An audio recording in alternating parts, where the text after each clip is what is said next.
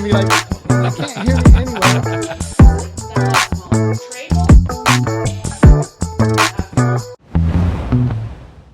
Good morning, everybody. Welcome to the Real Estate Morning Drive. This is Jesse Paul with the Larkin Group. Keller Williams Realty coming to you live from Larkin Group HQ right here in downtown St. George. I know you're used to hearing famous Jeremy Larkin's voice, but we sent him off to Park City this week to enjoy a week with his old friends. He's had, I think, 20 years now. 17 years now. Every year they go on this biking trip. So we've sent him off. So this morning I've got with me the infamous Chantry Abbott with Guild Mortgage. Good morning, Chantry. Thanks for having me. You bet, man. How are things going with you, brother? Dude, life is really good. Just chasing kids around. Soccer Saturdays are a full thing, you know. Yeah. We're actually going to the rodeo tonight, though. That's pretty fun. Is that the Dixie days? Dixie Roundup? Yeah, Dixie Roundup starts tonight. It's kids' night, I believe. Nice. So that's always fun. It's been a while since I've been to that. We like the environment. It's feels like a tribute to the USA sometimes. It's cool. We really like the environment for that reason. Maybe I should go. Maybe I should check that out because I've been thinking about what I should do today. Because I don't typically talk about this in public, but today marks 20 years ago today that I was began sobriety, and so yesterday I was thinking back, what was I doing 20 years ago yesterday, and I was supposed to go to the Chris Ledoux concert. Okay. At the Dixie Roundup. No way. And I didn't end up going. There was some controversy there that I just didn't end up going. And I ended up at the Eagles Club singing karaoke out in Hurricane. Was the last day I ever drank. Jesse's got a great voice too. And so, I don't know that I can't carry a tune, but I am definitely entertaining. There you go. You know, you never know what I'm going to do. I might dance on the table. Even today, you don't know what I'm going to do. 100%. So, but I was thinking about that. And so my family's all been calling me this morning, just wishing me congratulations and telling me, oh, you should go to treat yourself to dinner. Maybe I should sneak away and go to the Dixie Roundup. Yeah. Go buy yourself a hamburger, you know? Because not going to that year, I really believe is how I ended up the next morning in a meeting of Alcoholics Anonymous. Really? Yeah. Wow. And that was it? Yep, that was it. You never went back? Never went back. No kidding. 20 years ago. Yeah. This is a personal question. Do you still go to AA? I do. So you're a lifer? Yeah. Now you're there supporting everyone? Not as much now as I used to, but I definitely do. Supporting other guys and girls. Yeah. Awesome, man. 20 years. Yeah, because and I think this is actually true for anything in life. If you want to keep something, you have to give it away. And the more you give away, the more you'll keep. Oh, beautiful. Yeah. The more peace, the more happiness, the more money.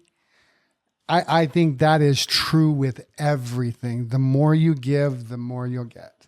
Wonderful. So with sobriety, if I don't give it away or try to help other people, I really believe it won't be long before it's not mine anymore. Yeah.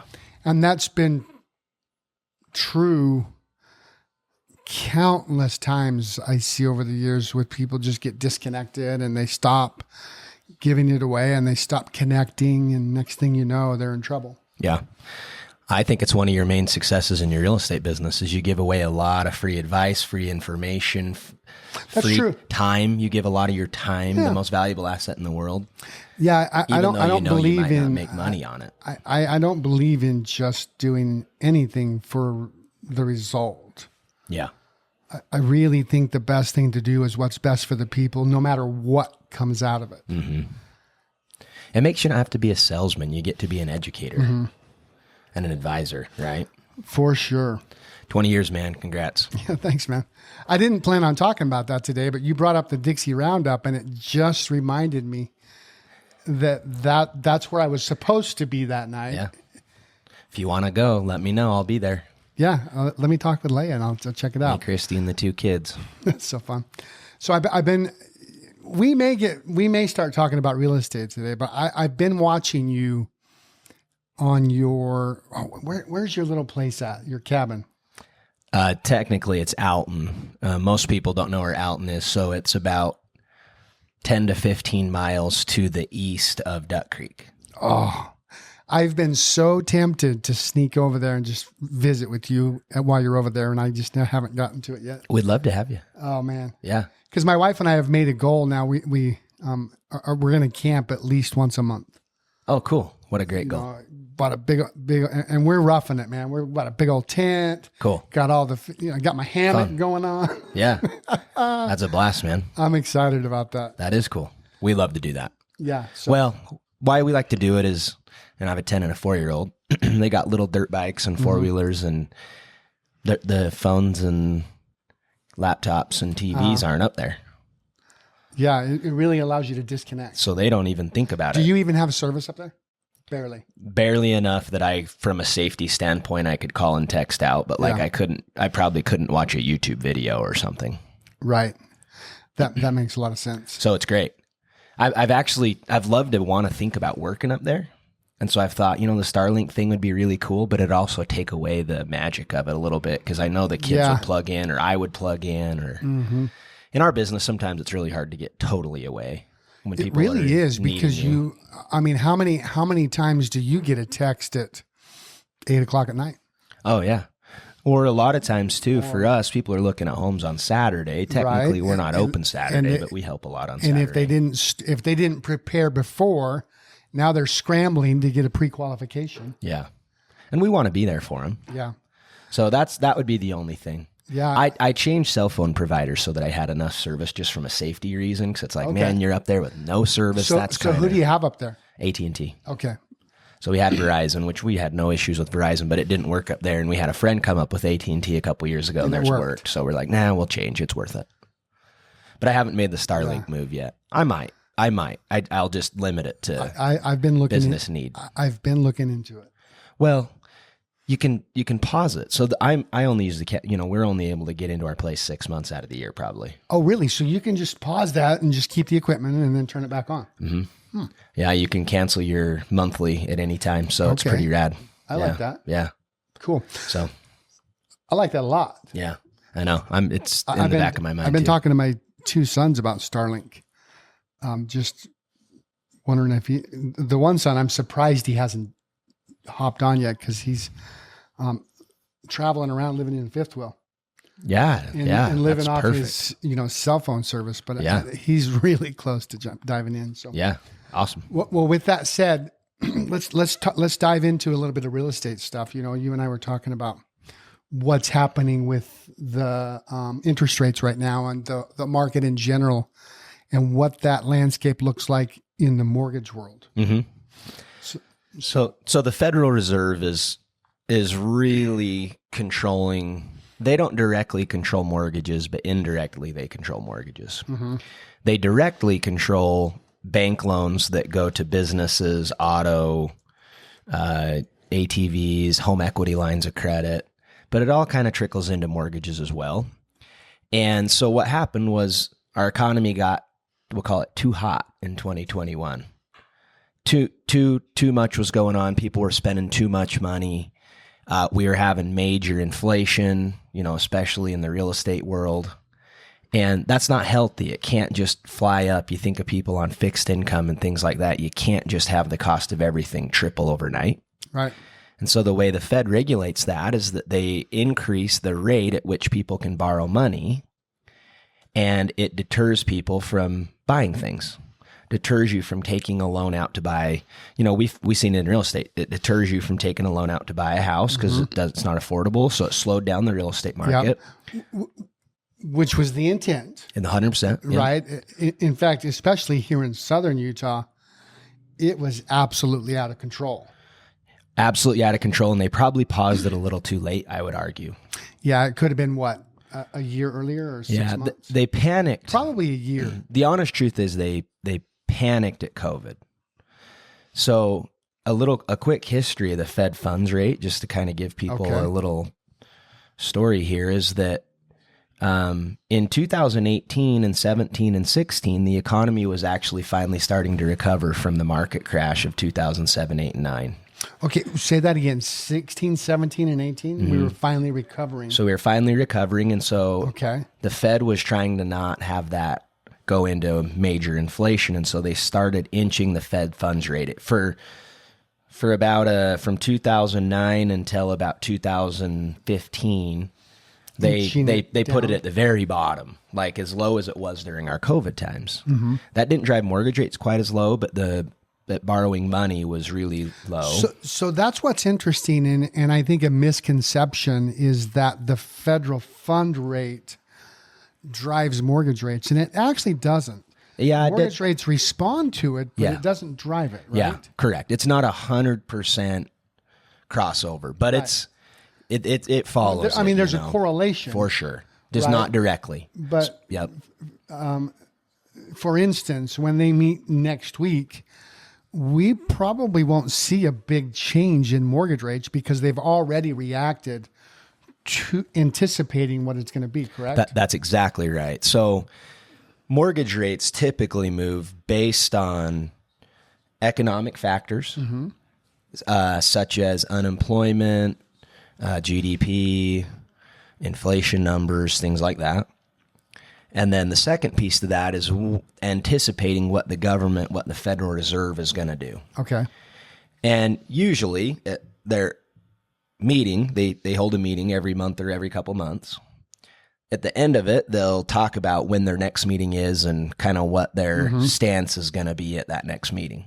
Right. So when they met last month, they said there's a really good chance we're going to have to reduce the rate in September to kickstart the economy a little bit. We've slowed it down. Right. Now we're starting to see higher unemployment. Inflation's coming down. Home prices aren't skyrocketing. And so immediately that day, mortgage rates already went down to a level of where they think the Fed's going to drop it. Yeah. So when the Fed meets next week, if they do what mortgages predict, rates should theoretically mostly stay the same. Now, but if they don't, like let's say for instance, I think they're predicting what they're going to go down a quarter. They're waffling between 25 and 50 basis points. So a quarter to 0.5% in rate. If they don't, and they just say, "Well, we've decided to wait," mortgage rates will probably go back up. Absolutely, yeah. If they do more, like if they do the 50, if the they do the 0.5%, 50, right, it 0.5%, will probably go down a little bit potentially over the next 2 weeks. It's not immediate. Like they're changing. Correct. There's basically there's a reaction. Yeah, in the market. Yeah, in the mortgage-backed securities mortgage market. And I'm gonna bring something up because I really want to get some clarity on this. The reason that we didn't see that before, and we were having such low interest rates, was because they were actually buying the mortgage-backed securities. So they were controlling the market in a sense. Yeah, so they kind of were controlling the market in two ways. Basically, since the 2008, 2009, they've been doing a couple things. Number one is they dropped their Fed rate to almost nothing. Right. And then number two is that they invested money buying mortgage-backed securities, which by doing so creates demand. Creates demand, which if there's demand, your rates will stay low. That's correct. Absolutely. And so they were intentionally in that way controlling mortgage rates. Right. So when right before, I think it was 6 months before they actually started hiking the federal rate, they not only stopped buying mortgage-backed securities, but started selling everything they had. Correct. Right. Yeah. So they started offloading what they had. Yeah. So there was a lot of moving parts in this 2-year period that helped. And we probably experienced not helped, but since the 80s, we experienced the fastest rates have gone up in that like a 1 or 2 year window. And it's because of the combination of the two things. Economy got too hot. They raised the Fed rate. They started selling those mortgage-backed securities, putting more in the market for sale. Demand was low. I was just listening to Keeping Current Matters this morning, the monthly update, and they said this was the first time in 30 years that they went up that fast. Yeah. Yeah. That high. Uh-huh. And that's a shock to the market. Anything extreme is a problem, I think. So I'm really hoping that they don't go to I hope they've learned a bit of a lesson and Don't they go don't to the other extreme. I mean, in short term, it would be great for you and I if mortgage rates were 3%. But in long term, I'm not in this business for the next 2 or 3 years only. They really need to be super careful, because if home prices get to a certain point, because interest rates are a huge impact on home prices. I don't think people understand how important interest rates are to what the current home price that you buy is. Yeah. So I was just doing an experiment the other day. Because I had this young couple buying a property, and I was working with Scott Stout. That's who they were working with. Yep. And I said, and they were looking at an offer of $500,000, but the payment was like $2,800 when we looked at it. Sure. And I said, and it was just too much for them. Yeah. So ironically, what we did is we upped the price to $505, asked the seller to contribute that back just for the purpose of mortgage rate buy down. And it moved that payment with a higher purchase price. Yeah. From $2,800 to $2,600, right? Which is where they wanted it to be in the first place. They weren't going to get the seller to go down, because we had multiple offers. Yeah, there was no way the seller was going to go down to $475 to have that be a $2,600 payment, right? Because that's what they would have had to have done, right?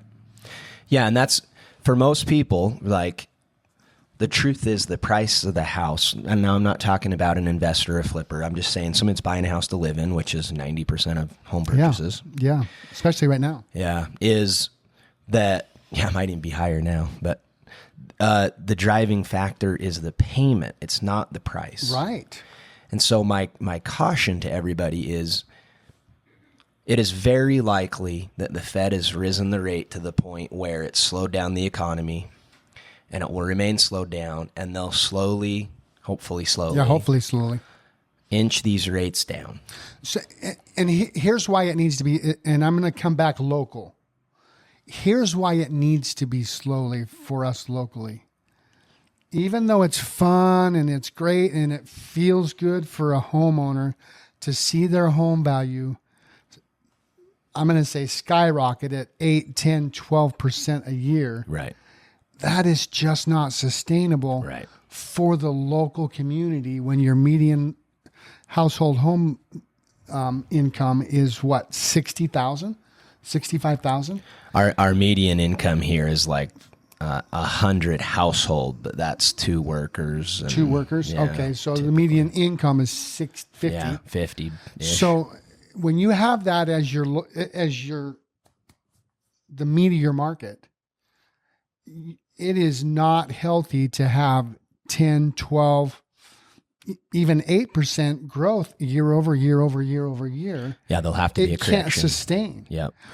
Which is why locally, when they raised interest rates, our market did adjust by about 10%. Immediately. 15 over a year, and then it started to come back. And now we're roughly about 10% lower than we were at the height in April of 22. Okay. Right? Because we went up during COVID, our market doubled. Yeah. We saw 50% increase in home values. Right. So because of that, it couldn't sustain. So when it corrected, nationwide, home values didn't go down. Markets like St. George, Boise, the ones that were just on fire during COVID, had to correct. Yeah.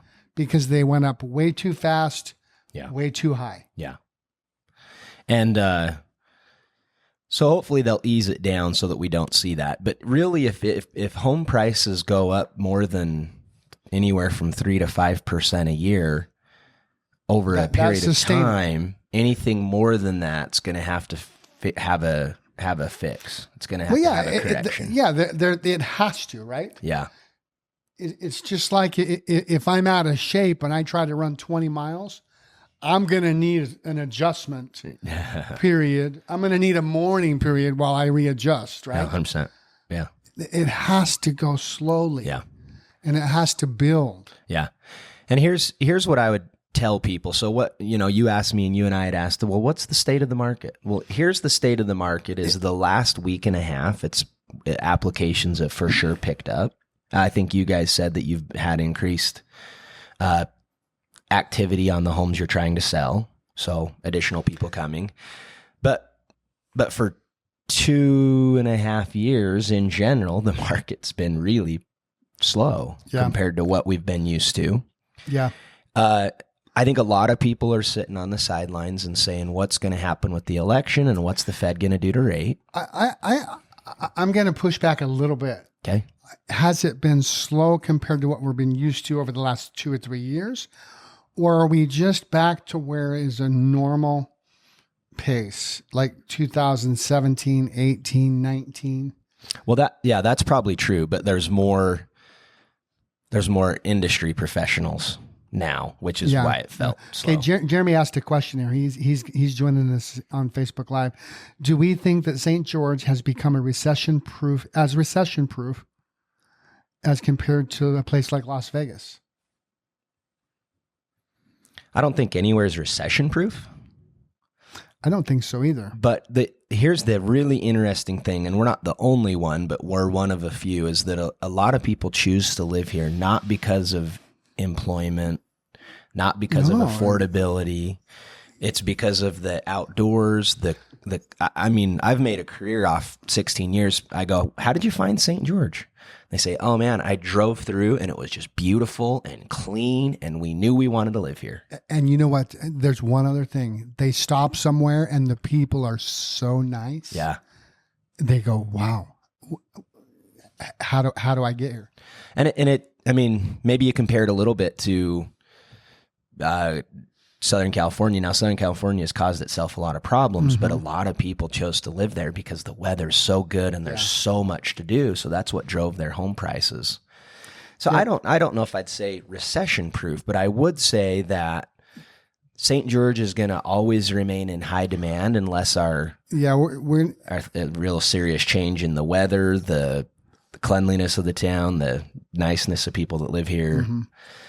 So I think we'll always be, we're a resort community, so to speak. We're always going to be, affordability on housing will always be tough for the average person. It's not going to be super affordable to live here ever. It just won't be. We're on the map now. Yeah, I have to agree. And each year we're more and more on the map. 100%. Starting this year, now we've got the PGA Tour and we've got the LPGA Tour. So each year we have bigger and bigger events here, right? Which is just bringing more eyeballs to Southern Utah, right? St. George, right? And then that's just causing people to choose to live here, and which has nothing to do with affordability or their income or their employment status. Yeah, so it'll be interesting to see if that plays forward, right? Is as we get bigger, if the nostalgia of St. George stays true. Yeah. That'll be the truth. Right. When people walk through, as we become a community of, 300,000, 400,000, will it really make sense? An interesting dynamic we do have is that where home prices have got, the affordability isn't as good as other areas. And so from an investor standpoint, it's not, in a lot of ways, it's not the best place to invest. But here's why people do it and why it still might make sense is that it's a very solid economy, very stable. Yeah. You get very good tenants. It's high quality of people. So good. Hey, so if you guys have been joining us here, I'm with Chantry Abbott of Guild Mortgage. You can reach out to him by Googling the Guild Mortgage, Chantry Abbott. And if you have questions for the Larkin Group at Keller Williams Realty, just Google the Larkin Group. We'd love to chat with you. Hey, thanks for joining us this week, and we really appreciate you guys. Thank you. Over and out.